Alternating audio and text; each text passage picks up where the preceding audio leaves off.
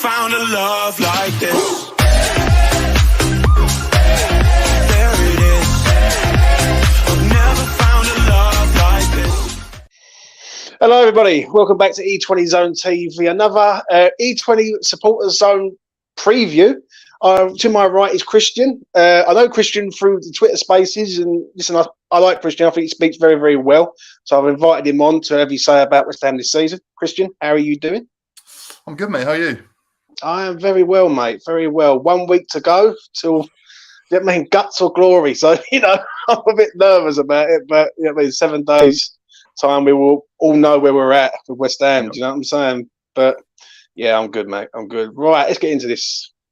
Christian, West Ham 2022-23 season. Give me your assessment of how you have seen this season as a whole so far up until the final. It's definitely been a weird one. I think if you ask me this question in a week and 3 hours time, 4 hours time, I think that will make it. To be honest with you, I think it's evident that the domestic league hasn't been acceptable. But I'll go in that in a sec. It's been a weird season. I've fortunate enough to have a season ticket with my dad, and we go week in, week out. And I've found very few times this season I've left the ground disappointed with the result. The result more so than the performance. I think you can give the benefit of the doubt when you look at our 11 from this point in the season now to this point in the season last year, and how many new faces have come in and cemented themselves as starting 11. You've got Paquetá, you've got Agard. Obviously, there was the whole Scamacca thing, thinking he was going to come in and be the answer to our striker issues. But league position-wise, not great. Definitely not good enough off the back of the last 2 years we've had. But I think performance-wise, I think I can count on one hand the amount of times that we've been well and truly humiliated. You can count probably Newcastle, Brighton. But, we've played all right. I personally think we played all right. But I think if we win the Europa Conference, then you can count it as a brilliant season because we've stayed in the Prem, which is a tough ask. You look at that Leicester side that's gone down. Some of the players that play for Southampton, I think this has been the most challenging Prem we've had in years. If we don't win next week, which sounds ludicrous because it's been our first final win however long, but if we don't win, then it's been a poor season. And I think, as crazy as it sounds, that win next week potentially shape Moyes' future at the club. But yeah, I think it's definitely not been good enough domestically, but we're also in a brilliant position. And you could argue that the conference is not as challenging as the Europa, which probably, it isn't. But that's what the conference is there for. It's for clubs of our size to go to Europe and give it a go. And we've taken full advantage of it, and we're in a final. So I think, next week shapes our season massively, but away from the fact that we're in a huge final. Domestically, it's been poor. The thing is with it, Christian, which what I've seen, I don't know about you, but I see quite a lot is people talking about Moyes. The situation with Moyes, the Moyes in, Moyes out, and there is sort of no sort of line. You're either in or you're out sort of thing. Where do you stand with Moyes in regards of sort of this season as a whole? Because for me, I understand it from the Moyes inside where they look at it and they go, you know what, West Ham to like a semi-final, a final, European competition for the last 2 years. And I look at it from the Moyes outside and they say basically this is not acceptable for the amount of talent that we've got, with the amount of like attacking flair players, attacking team, and we're playing literally defensive football. I've been swaying throughout the whole season. I wanted them out before the World Cup. And I wanted them out probably for 85% of the season, to be honest. But you can't ignore the form we've hit in the last month or two. I think I saw on Twitter, don't hold me to this, but the league table, I know the league table isn't from March, whatever, but we're top 8 or something, or top 6 or something silly like that.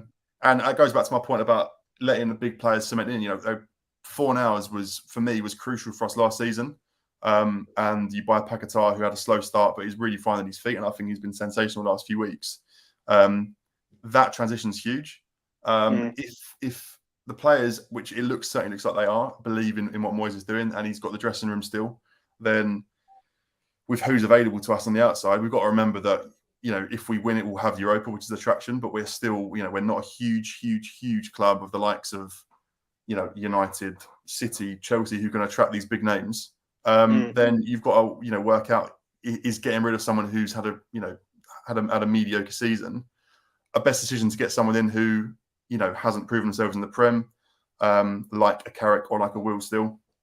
But I think that, as I said, the next week is so huge in so many aspects. It's going to shape our season. It's going to shape our future. And I think if we win it, there's something about Moyes bowing out with a trophy and going, thanks, I've done as much as I can. But then there's also who do you get in? So I'm pretty torn as it stands. I was Moyes out for 80% of the season, been Moyes in recently. Like what he's done with certain players and finding their roles. It's an impossible decision, and I think whatever happens, I'll be happy. But it's who we get in if the decision is to let Moyes go. That's the crucial one.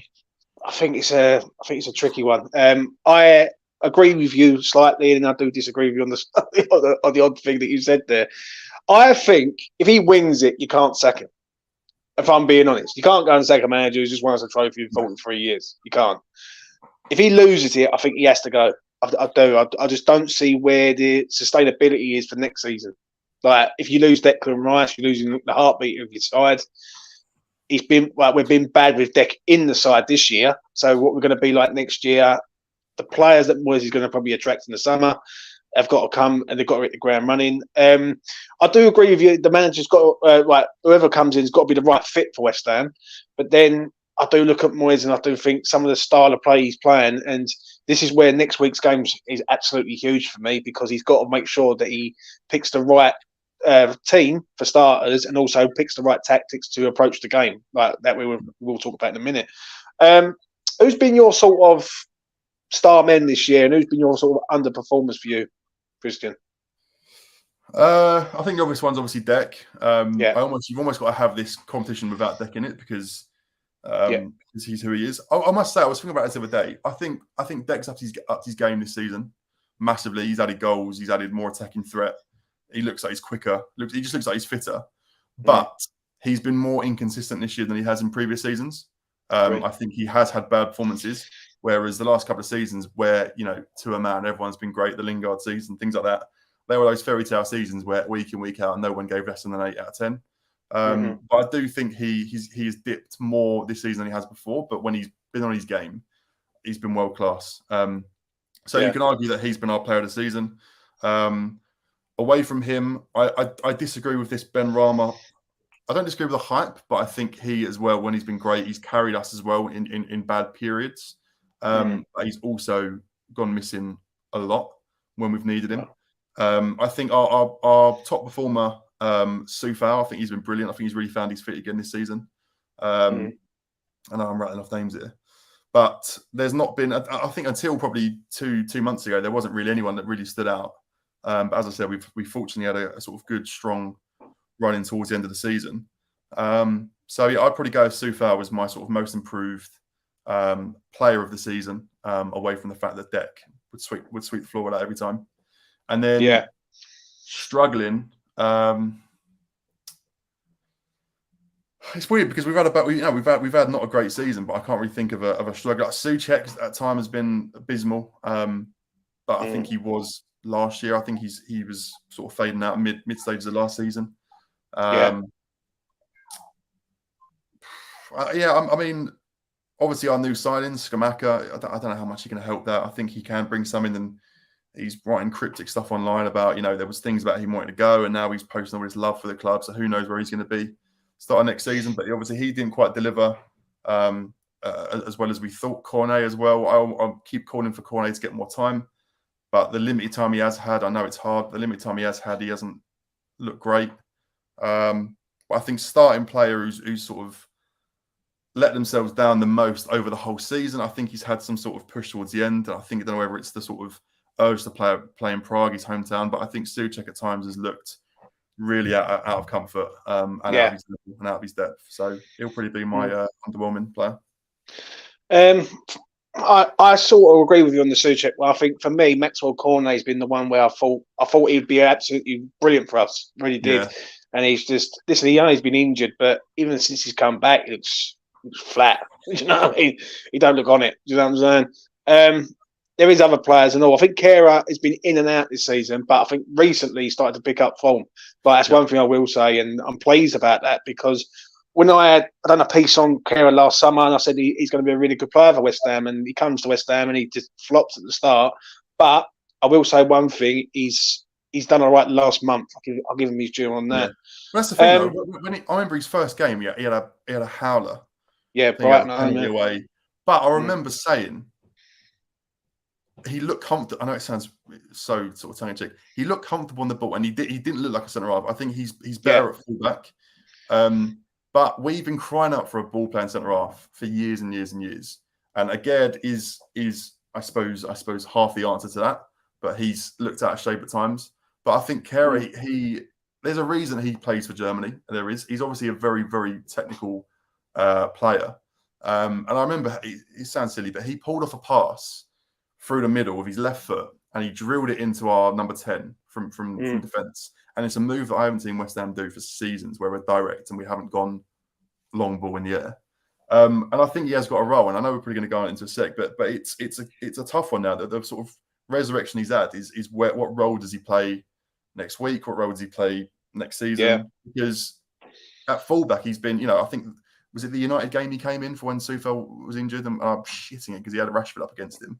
Yeah. And he was all right. He was brilliant. And he's been brilliant since. So it's a tricky one. It is with him, I must admit. I do like Kehrer, but he's just... he's always, if everyone ever bet, always back Kehrer to get booked, because he's up for having a yellow card, and that is for certain. We'll move on to this. How do we approach Fiorentina in Prague, Christian? How would you set up in a way to beat Fiorentina?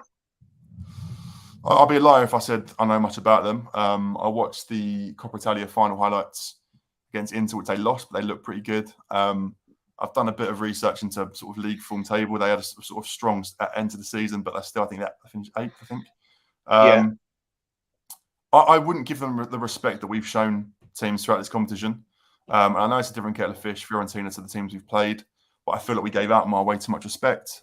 When in hindsight, you look at the result, that could have been a lot different, that home game, had we started with a stronger team. But I think we go into this game, although I think we might be underdogs now. I think that the odds have changed. But I'd go in as strong as we can, giving them next to no respect and playing and setting up to play our game. They seem to start really quick. A few highlights I've seen, especially the final, I think they scored in 2 or 3 minutes. And attacking-wise, they're impressive out on the wings, which is going to be an issue. Bearing in mind our fullbacks the last sort of couple of years have been our sort of dodgiest positions. But I would go full strength, obviously. And I would go with a plan to play our game, which is, I suppose, let them have the ball without, stepping off too much, and then playing on the counter, which is what we're good at and what we've been good at sort of the last third of this season. So I'd just go for it from the start. You've got to start quick. We haven't started quick enough throughout games this season. But yeah, I think given too much respect and too much time, I think they could pull us apart. That's the only fear I have. I'll be honest with you. I've done a few of these now, and a lot of people are saying the same thing. It seems like the same sort of sentence keeps being said. If West Ham play like they play against AZ, then we're going to get done. Like, I can understand it, like showing respect to the teams, but then sometimes you just got to go for it. Like, this is a one-off game where if West Ham win this game, like, that's it, it's done. The fear I do have in this game is if Moyes sets up in that way to sort of give them all the ball and West Ham concede first. West Ham concede first, and I think we, especially against Italian teams, they know how to defend against, like, defending the lead, and it's one of them ones. If he does set up like that, will you be sort of happy for him setting up like that, though, Christian? If he does set up in a way to sort of try and hit them on the break all the time, I think the problem when we set up, which is very rare to have possession, is we get caught on the counter ourselves. Yeah. I think, as you said, we've got to play our way, which is allowing them the ball, but giving them too much. And if it gets to a point where, which I think the first half of the away leg at Alkmaar, where they came at us super strong, and if they had a better number 9, they probably would have nicked a goal. These are a decent side, and I think if we do concede in the first 15 minutes, although we've been good at coming back from 1-0 downs against lower sides, I fear that we might capitulate. So I think we set up how we do. in playing for the counter, but holding off too much and sitting too deep is just going to cause us problems massively. I absolutely agree, mate. Absolutely bang on. Like I look at it like this. I think West Ham have to attack this from the front as soon as they come out. For me, the 10-day break is key in this, in the whole thing. Like having a 10-day break and looking at it like if West Ham were playing tonight after Sunday, then I would be like, yeah, play the same way. But I don't think you have to play the same way against this side. I think West Ham have got the rest. Like they're over in Portugal, I think where they are now. They should be on this from the front. Do you know what I'm saying? And hopefully they are. They've got a game on Friday, I think, Fiorentina, haven't they? They've got a game on Sunday against Sassuolo away in their last Serie A game. Yeah, and then that's the turnaround. But I don't see them playing on Sunday, Christian. Yeah, anywhere near a full strength side or even half strength side. They're not playing for anything in the league either. I think they can't even go out one. But it's still going to benefit us. It is going to benefit us, and this is where I do look at this game, and I think West Ham have to attack it early. If we come out early, we could blow this team away. Like if we're on it, I think the more we allow this team into the game, the worse it could get for us. Do you know what I'm saying? But let's hopefully I'm right on that. We do attack it from the front. Let's go to your starting 11. Give me your starting 11, Christian, or how you would set up in this game against Fiorentina. I probably wouldn't change from the second leg Outmark game. I think I'll go through. I'll still keep Areola. Yeah. I think he hasn't, it's a huge game, but he hasn't, Prem-wise, he hasn't done enough to solidify as our number one, the Prem, but I think Europa, he's done a good job, and it'd be super unfair to pull him out at this stage. So I go Areola, I go back for, this is the trick one actually, right back, because as we discussed, Kehrer has done a great job. Soufal throughout the season has been brilliant, but then there's that argument of, do you change something that's not broken in regards to Kehrer's form? But there's this whole fairy tale story of Soufal being back in Prague. So that's probably the trickiest position for me. In hindsight, over long term, and the fact that it's not his first game back and he's had time to recover, you probably favour Soufal within this. So I'd go Soufal right back. Centre halves, assuming everyone is fit and available, I would go Zuma and Aged. And then left back, also tricky, but I would probably go Cresswell. Big game for Cresswell. Huge game. It scares the life out of me having him anywhere near a Europa fixture after his history in last season. But I think I like Emerson, I do, but I think defensively, Cresswell suits this game.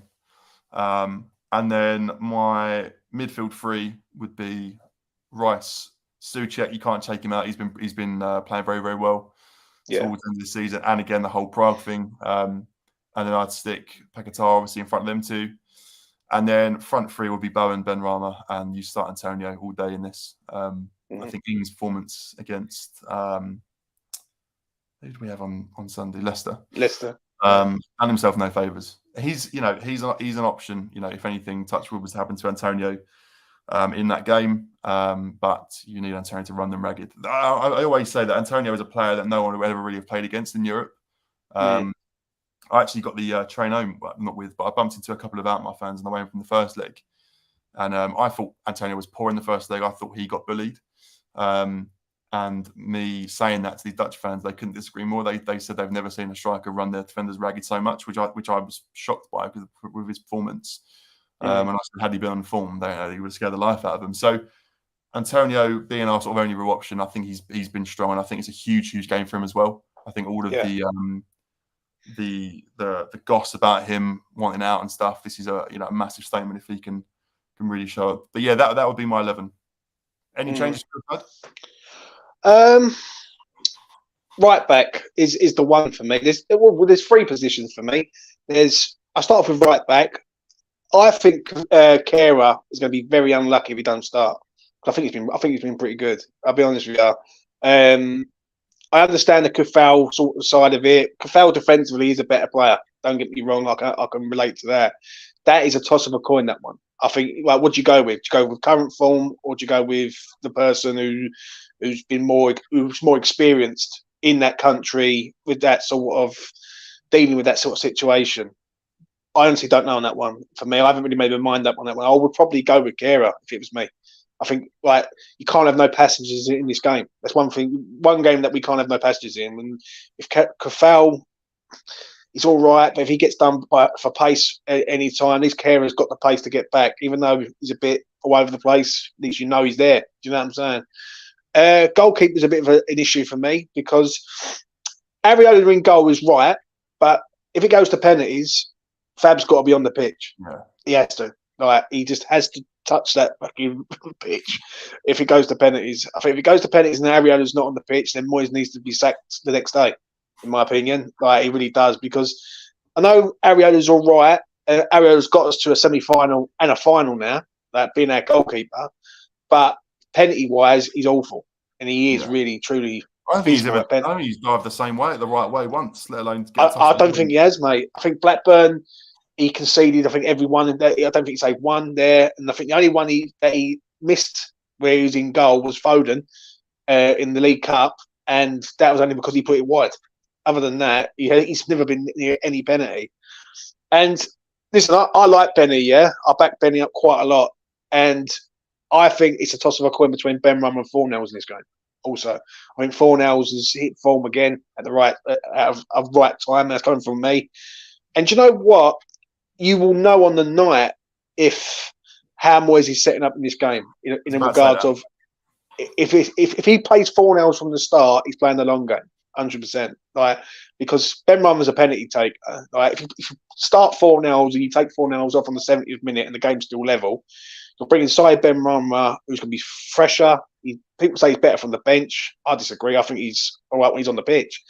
But he's an actual penalty taker. So if it does go to penalties, you know you've got someone there who's good to take a penalty. Do you know what I'm saying? So you know more on that night, this time next week, when the team sheet comes out. If Fornells is starting, I won't be totally against the idea. Like, I'll be like, okay, fair enough, it is what it is. But I know Ben Rummer will hit the pitch at some stage. So that would probably be my three personally on that. Who's left back? Cress, it's a big game for him, mate. And let's be honest, like last year, he got sent off twice in like space of 3 games in European competition. So, you know, I would have Cresswell. Nothing would give me greater pleasure if he scored a penalty in the penalty shootout that won us the game. Like especially after the year he's had, like because he's had a bit of a mad year. But there is a problem with Cresswell. Like he's got to be on it. Like defensively, he's iffy to say the least. And what I've seen of Fiorentina, and I agree with you. I haven't seen a lot of Fiorentina, but what I have seen is they're not bad going forward. So like going forward, I don't know. They've got the Argentinian guy. I don't know what his name is. Yeah, Gonzalez. I think his name is. And Icone. They've got bag in place. That's the real concern. And that is the only thing. What with that, I think if you do go with Emerson knows how to sort of defend against Italian teams because he's Italian, so he probably would know a few of these players. Do you know what I'm saying? But you know, hopefully it's the right decision. But we will see. Moving on to this predictions time, Christian. Give me your prediction of how you see the game next week from start to finish. I honestly have no idea. It's a situation we haven't found ourselves in very much. I don't want to be negative at all, but I think if anyone's going to capitulate, it's probably going to be us. I can't see us putting many past them, but the fairy tale story of it being that it's our first final and where it is and stuff like that. We're going to be up for it. I think, as you said, this 10-day holiday that we've got, which looks like a holiday. I've seen them on a bloody water park earlier. It's good. It's good though. It's good. I said when we went fairly full strength on Sunday, it was good. You can't play B teams and then expect the first game back to be a final. We need to keep these players busy. Yeah. I think both teams will score. I think it's a 2-1 either way. I obviously really hope it's with us, but I think it's going to be a tight game with 1 goal in it, and I think there will be a result in 90 minutes. I hope I don't think I can deal with penalties. I really don't. I really don't. Honestly. But you just know, I just know he's going to penalties. So what you saying, 2-1 to West Ham? I think 2-1 for the sake of this, 2-1 to the mighty Hammers. We'll win it in 90. Yeah. And the goal I'll even give you a goal scorer. Bowen will get one. And Zuma will score. Wouldn't surprise me. Zuma, he's drew a goal, isn't he? Let's be honest. He's drew one. I actually think, Christian, I've said it on the last few I've done, and I'll say it to you on this one. I think it goes all the way to penalties, and I think we do them on penalties. I really do. I don't know why. Just keeps saying to me the same thing from a betting aspect, and that's where I'm looking at it from a betting aspect. I'm not looking at it from my West Ham heart, because I'll go West Ham to win 4-0. Do you know what I'm saying? Because that's what I want.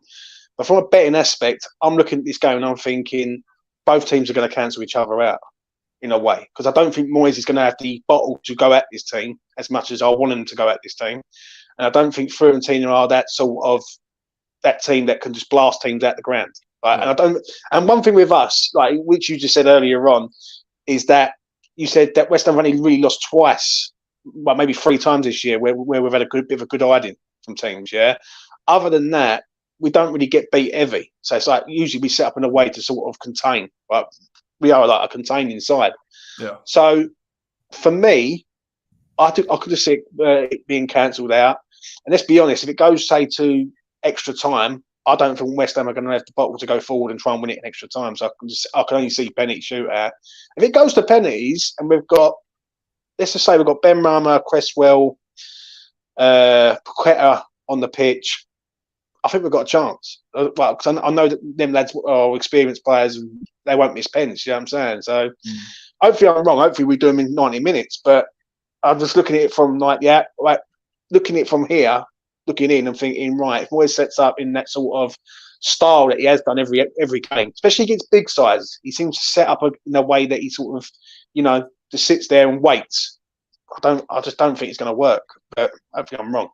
You know what I'm saying? And hopefully we do win. We do win the Conference League. Christian, that is it, mate. Thank you very much for coming on, mate. I really do appreciate it. Very welcome. Thanks for having me. It's been a good one. I've enjoyed seeing everyone else's takes of it all as well. There's a few ambitious ones, but I think deep down we all know that it's going to be a tough night, but it should be a good one. It will be it'll be an emotional night. Let's put it like that. You know what I'm saying? Whatever happens. So let's say I'm crying tears of joy, tears of pain as usual. That's been Christian's E20 zone, supporter zone preview for the game. I'll be back in a little while to do one with the West Ham Fan TV boys, Damo, Jace, and Dan Lawless. That's going to be fun. So do stay tuned for that. And then tonight, 10 o'clock, Charlie Walsh, Lucas. The chat will be open, so I will be reading people's chat questions out. So be there for that. Also, that's this one done. Thank you very much, Christian. Special like on the video, subscribe to the channel, and that is us done. Peace. There it is. I've never found a love like this.